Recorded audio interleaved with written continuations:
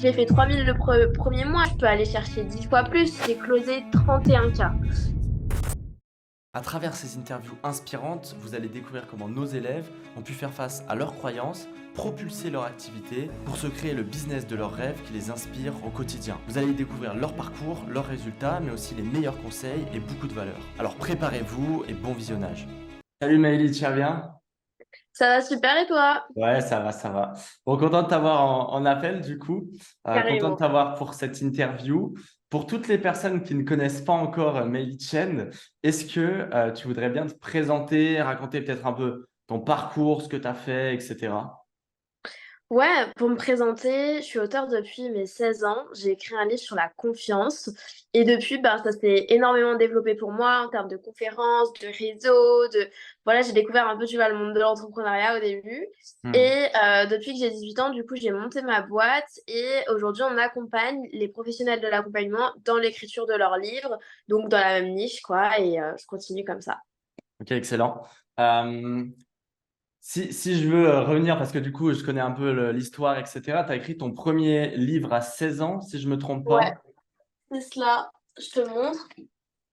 Là, voilà. Tu as écrit ton premier livre à 16 ans. Pourquoi tu écris C'est un ça. livre à 16 ans? Parce que c'est assez jeune. Et qu'est-ce que tu te dis à ce moment-là? J'ai découvert le développement personnel et c'est là Hmm. que je me suis dit, ok, il y a quelque chose à creuser là, c'est plutôt sympa. Et le truc, c'est que mes parents, bah, je voulais en premier leur en parler. De toute façon, on sortait du confinement, donc je voyais pas grand monde. Et le truc, c'est que le message ne passait pas quand une jeune fille de 16 ans te donne des leçons sur ta vie. Voilà, t'en as un peu rien à faire. Et en fait, ce qui se passe, c'est que du coup, je leur en parlais, ça ne marchait pas, et je me suis dit, bah, je vais leur donner les livres que j'ai lus, sauf qu'ils ne lisent pas, comme moi avant, je ne lisais pas. Et ce qui se passe, c'est que je me dis, bon, si moi j'écris mon livre, ils vont sûrement le lire. Donc je me mets à écrire juste dans ce but-là, d'influencer un petit peu les personnes autour de moi, juste pour leur faire découvrir, et c'est tout. Et donc c'est comme ça que je me suis lancée, en fait, de manière assez, je sais pas, évidente, mais c'est un peu le hasard, tu vois. Je me suis lancée comme ça, je me suis pas posé plus de questions que ça. Ouais, ok, top. Top, top par rapport à ça. Du coup, tu écris ton livre. Et pour la petite histoire, si je vais raconter un peu la rencontre, parce qu'on se voit dans un séminaire, je crois que c'était un séminaire business organisé par un ami à Ouais. toi, à Paris, Mhm. si je ne me trompe pas. Ouais. Et je crois que j'étais intervenant. Ouais, j'étais intervenant. Et du coup, on a l'occasion de parler le lendemain. Tu m'expliques un petit peu ce que tu fais, que tu as écrit ton premier livre à 16 ans, etc. Et là, je te dis, Ouais. mais c'est ouf. Genre. Il n'y a personne qui aide les autres à écrire des livres, ou en tout cas, sinon, c'est des grosses maisons d'édition. Enfin, dans la sphère un peu plus infoprenariale, Ouais. il n'y a personne. Tu as vraiment un truc à jouer, tu as vraiment un créneau. Euh, Tu faisais en plus des conférences, tu avais déjà du réseau, etc. Sauf que tu faisais tes Ouais. conférences gratuitement à l'époque. Et je sais même, tu vendais ton livre ou tu le donnais à l'époque? Non, tu le vendais quand même. J'ai donné mon livre au début en Ok. numérique. Ah Après, oui. j'en donnais pas en physique. Tu sais, sinon, t'es déjà à perte. Ouais. J'avais déjà pas de sous, alors voilà. Mais ce qui se passe, c'est que je me souviens très bien du fait que avec Mathis, c'était assez fun en fait la rencontre. Je me suis dit parce que le mec déjà, c'est le mec qui a pris le plus de temps à acheter mon livre. Parce qu'il m'avait DM sur Insta. Et le mec, il m'envoie un message, je veux ton livre, et ensuite, genre, il met du temps à payer et tout. Je me dis, bon, le mec, il va prendre son time, il va jamais payer. C'était le style de mec. Parce qu'il a fini par le payer 4 semaines après. Et après, je me rends compte que j'organise une conférence au Mans, donc on voit le truc paumé, quoi. Et il vient intervenant par l'intermédiaire d'un gars, etc., qu'on connaît aussi et tout. Sauf que je le vois pas, Mathis. Et du coup, je me dis, mais c'est dingue parce que le mec, il prend du temps à acheter mon livre. Ensuite, il vient à ma conférence que j'organise et je peux pas venir parce que j'ai le Covid. Et ensuite, on se voit comme par hasard encore, tu vois, à Paris. Et là, je me dis, bon, il y a un truc. Et dès que je m'assois à côté de Mathis, et moi, je me dis, le mec, il fait du MLM ou je sais pas quoi et tout. Je sais pas ce qu'il a à me vendre, mais bon, bref, c'est un scammer, quoi. Et qu'est-ce qu'il me dit? Ouais, avec ton business, on peut aller chercher 15-20K d'ici les 3 prochains mois et tout. Je fais, pardon? Et là, je me dis, ok, si déjà moi je fais 2-3 000 euros, ça me va. Donc en fait, j'avais tellement peu d'attentes par rapport à ce qu'il proposait que en fait, le fait d'être accompagnée par le mentorat, je me suis dit, let's go. Enfin, en fait, ça va marcher. Si le mec il me prévoit 15K, au moins je fais 3K, moi je suis heureuse, donc ça va le Hmm. faire, tu vois. Donc, Je donc reviens voilà. sur un truc parce que ça, tu me l'avais dit aussi. qu'est-ce qui te faisait penser que je faisais du MLM ou, ou un truc dans le genre? Je sais pas, c'est parce que tu beaucoup avec du coup Maxence et Thibaut Ouais, et Yacine au début, je crois. ouais, Et c'est que en fait, mec, je connaissais pas les coachs business. Enfin, en ok. fait, je connaissais aucun coach, mis à part les coachs sportifs, tu vois. Hmm. Et donc, en fait, je me dis, mais en fait, le mec, j'arrive même pas à discerner ce qu'il fait par rapport à sa bio, par rapport à tout, mais je connaissais pas du tout ce monde-là. Aujourd'hui, je l'aurais vu à 10 à 10 000 Ouais, kilomètres, tu vois, ce ok. que tu faisais exactement. Mais au début, c'était ça, c'était vraiment que je ne connaissais pas tout ce qui était le milieu bah, à faire dans le business. Hmm. Je connaissais juste le fait de, ok, travailler sur ma passion, tu vois. Après, Ouais, si ça rémunère, c'est cool. ok, top. Trop cool, trop cool. Et je pense qu'il y a des gens qui vont écouter cette interview qui ont un peu le même truc, c'est-à-dire qu'ils ont des Ouais, compétences dans un domaine, mais ils ne savent pas monétiser, ils ne savent pas vendre, ils font peut-être pas, enfin, ils vivent pas de ces compétences-là alors qu'il y a vraiment du ouais. potentiel. Donc je te dis, ouais, ton business, c'est vraiment un truc de dingue. On peut aller chercher 10, 20 000 euros là sur les prochains mois. Qu'est-ce qui se passe ensuite, du coup, sur les mois d'après? Parce que tu commençais de zéro, il me semble que tu avais déjà structuré la formation, mais globalement, tu commençais du début du business, on va dire. Ouais. Qu'est-ce qui se passe pour toi? Bon, déjà, je prends l'accompagnement. Alors, le premier investissement assez gros pour moi, tu vois, mes Hmm. parents, la vie des autres autour, les gens qui me connaissaient et tout, des fois, ils me disaient, bah non, fais-le pas, machin et tout. Et en fait, je l'ai fait et parce que déjà, je voudrais revenir sur le fait que moi, j'avais pas la compétence de la vente. Je suis nulle en vente de base parce que j'aime pas ça, j'aime pas la vente et parce que je ne connais pas ce que ça peut apporter. Enfin, j'en sais rien, tu vois. Moi, je suis là à écrire des livres, je suis pas dans la vente. Et du coup, ce qui se passe, c'est ça. Et je me dis, là, il faut que je bosse sur le côté vente parce que sinon, je vais jamais vendre un truc, tu vois. Ouais. C'est pas possible, ça peut pas être inné, quoi. Et donc, ce qui se passe, c'est que, ouais, j'avais déjà fait une formation en ligne et je voulais la lancer. Et en fait, je me suis dit, mais je vais pas lancer une formation si je ne sais pas la vendre, tu vois. Je vais juste, sinon, ça va faire comme mon livre où je vais le mettre, je vais mettre un lien et celui qui veut, il achète, Ouais. tu vois. Mais se baser sur ça, enfin, ça me m'attirait pas trop. Et le fait que vous allez me proposer vraiment une stratégie et tout, je me suis dit, bon, il y a quelque chose à faire en plus et ce serait dommage que ça ne touche pas plus de personnes juste parce que je ne sais pas vendre. Donc, je prends votre accompagnement et là, je crois en 24 heures, je vois offre, persona, positionnement, tout, tu vois. Déjà, c'était vraiment plus clair pour moi. Et ce que je me dis, c'est que vous me parliez souvent d'un lancement que vous aviez fait ou je ne sais quoi, vous avez fait beaucoup d'argent et vous m'aviez dit, ouais, vous prospectez chacun, je sais pas, 30, 50 personnes par jour et tout. Moi, j'étais toute seule, j'étais là en mode, ok, il faut que je prospecte le max du max.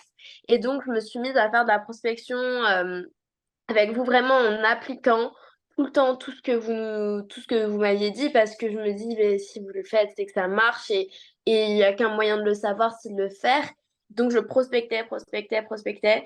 Et c'est là qu'en fait, le premier mois, j'ai rentabilisé l'accompagnement. Ce qui se passe rapidement, c'est que moi, je suis dans mon truc, mais genre, je décolle, quoi. C'est-à-dire Ouais. que là, je commence à aller un peu à droite, à gauche, tu vois, à me dire, OK, faut que je monte une équipe, faut peut-être que je quitte mes études. Tu vois, je pars vraiment vite dans le truc, mais parce que je sens qu'il y a un truc et que si j'ai fait 3000 le premier mois et que c'est le début, tu vois, je peux aller chercher 10 fois plus. Et donc, ce qui se passe, c'est ça. Dans ma tête, il y a plein d'idées qui se bouleversent, même si je reste focus sur mon offre et tout. Et du coup, d'un côté, je monte ma boîte, donc ma première société, et parce que je devais aussi monter une autre société donc dans l'immobilier, parce que je faisais d'autres choses à côté. Et donc, je me dis, vas-y, il faut que je monte ma boîte, parce que de toute façon, ça se fera cette année. Donc, autant le Hmm. faire maintenant. Je prends l'argent que j'ai investi et je mets dans l'argent pour monter une boîte.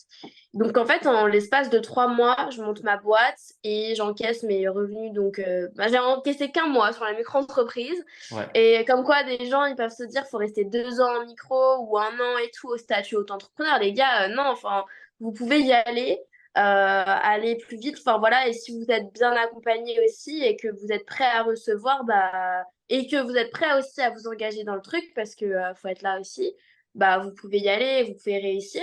Et donc, du coup, voilà, je lance ma société et tout. Et donc, en tout, je crois sur 3-4 mois, on a signé à peu près 17K.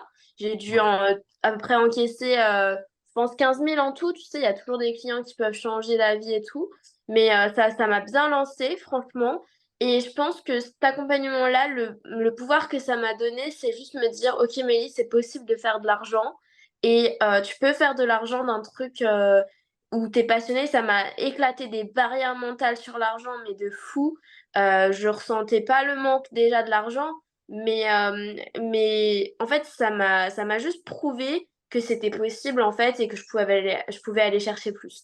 C'est pour ça qu'ensuite j'ai pris vos propres coachs et j'ai été ensuite continuer dans l'aventure quoi. Donc ouais.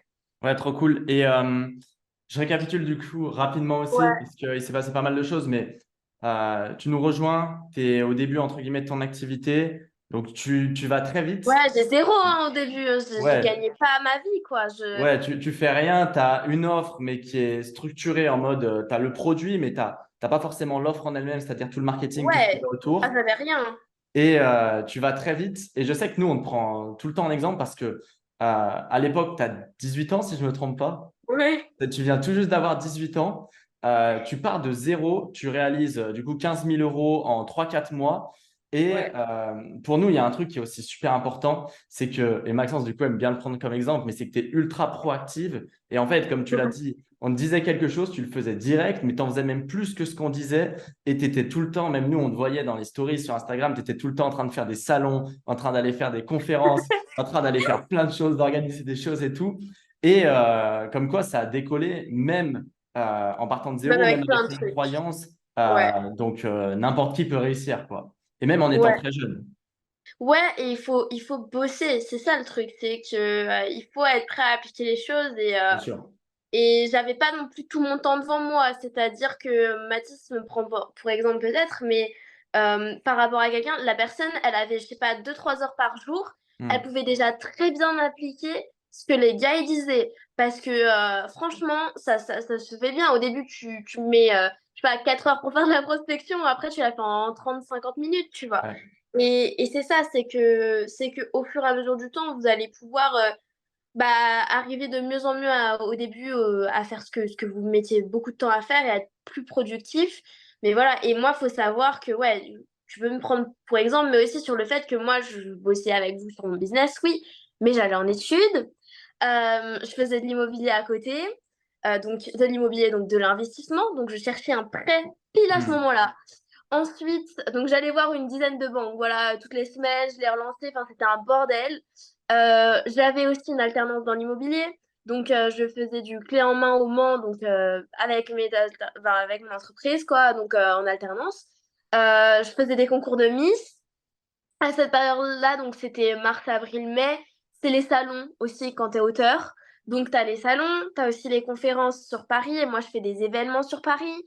Donc t'avais tout ça, et je me souviens que lorsque j'ai créé mes boîtes, donc en mai, j'avais aussi mon BTS blanc. Alors là, je peux te dire que c'était hyper dur à gérer, mais c'est pas pour ça qu'on n'y arrive pas. Et après, vous pouvez me dire, ouais, ça fait beaucoup, mais c'est aussi un effet cumulé de tout. C'est que j'ai pas mis ça direct comme ça, Ouais. mais c'est que vraiment la création de ma boîte, elle est venue en plus de tout ce que j'avais déjà. Donc voilà. Après, faut s'organiser et tout. Il y a pas besoin de se lever à 5 heures et tout, à se coucher à 20 heures non plus, hein. Mais c'est vrai qu'il faut le vouloir. Et quand on le veut, on va trouver les ressources en énergie, en temps, en argent et tout pour le faire. Et tout va bien se passer, tu vois. Et ça s'est bien passé. Et je vous remercie encore aujourd'hui parce que c'est grâce à ça que je suis là aujourd'hui, tu vois, 1 an après et tout. Ouais, effectivement, et c'est vrai que j'en ai pas parlé, mais tu avais Ouais. ton alternance à côté, plus tu avais les cours, plus tu avais ton IMO, plus tu avais du coup, ouais, tu avais tout à côté. Comme quoi, en fait, tu peux réussir quoi qu'il arrive, que ce soit Ouais. avec un job ou autre. C'est juste, comme tu l'as dit, une question de se donner les moyens et de se dire, bah, let's go, j'ai envie d'y aller. Ouais. Euh, Ouais, et puis même, tu sais, je pense aux gens qui ont peut-être des enfants, des trucs ouais. comme ça et tout. Mais les gars, moi j'avais aussi du taf, hein, faut pas croire que, ok, j'ai 18 ans, j'ai toute la vie devant moi, hein, j'avais quand même du taf parce que j'ai des projets et de l'ambition, tu vois. Ouais, carrément. Carrément, et ben, merci à toi. Du coup, qu'est-ce que tu deviens maintenant? Qu'est-ce qui s'est passé au fur et à mesure? Et qu'est-ce que tu deviens maintenant? Comment ça a pu évoluer au niveau de ta boîte? Ou même de tes Euh, projets, hein.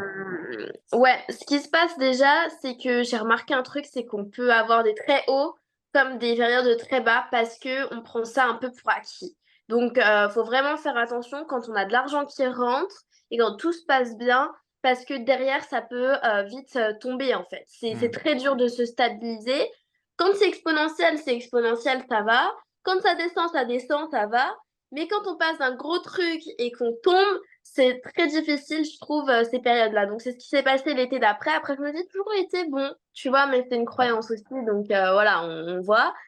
Et après, j'ai fait mes premiers. Donc, j'ai pris ma première alternance en septembre. Donc, tu vois, j'ai créé ma boîte en mai. Donc, 3-4 mois après, direct, j'avais pris une salariée. Après, j'ai commencé à prendre mes prestataires, donc à temps partiel à peu près, tu vois. Donc, une petite équipe qui s'est formée au fur et à mesure. Même si c'était plus accompagné par vous, bah, j'ai continué avec d'autres personnes en termes d'accompagnement parce que c'est toujours important d'être accompagné. Ouais, carrément. Et j'ai fait mes premiers 10K en octobre, donc c'était closé 10K. Je sais plus si je les avais encaissés à ce moment-là, mais j'ai vraiment closé 10K en octobre, donc tu vois, ça peut aller très très très vite. Ouais. Et après, j'étais toujours au minimum de 10K. Même là, encore aujourd'hui, je suis toujours au minimum de 10K. Je suis pas redescendue en dessous. Je crois que le max que j'ai encaissé, c'était 22K et j'ai closé 31K. C'était Donc, quand ça? ça, c'était en mars ou Ok, avril cette donc année. un an tout Donc, pile après un avoir an lancé ton après. activité. Tu vois, tu fais, je sais pas fois combien, mais ouais, fois 5 fois 6 tu vois, parce que je suis Ouais. partie de 3K, on arrive autour de 22 25 tu vois. 2 x 7, à peu près. Ouais, ça va vite. Et du coup, voilà. Donc, voilà ce qui se passe. Aujourd'hui, je suis dans une période un peu stagnante, Ok. tu vois. Mais je pense qu'il y a un moment où toujours tu dois travailler sur toi, faire plus pour toi et ensuite pouvoir faire plus dans ton activité et prendre du recul sur vraiment le sens que tu veux apporter et tout. Et c'est ce pourquoi, du coup, aujourd'hui, je prends plus de temps pour moi, plus de recul. Et j'étais beaucoup dans le faire, tu vois, que dans l'être. Et donc, Hmm. je me reconnecte plus à ça pour que derrière, ça se passe encore mieux dans les accompagnements. Mais on est toujours autour de 10K et plus, minimum, tu vois. Et voilà, on a sorti une vingtaine de livres en tout depuis après ce début d'année. Le but, c'est de faire à peu près le double, tu vois, d'ici la fin. On verra en fonction. Il y a beaucoup de lancements qui doivent arriver.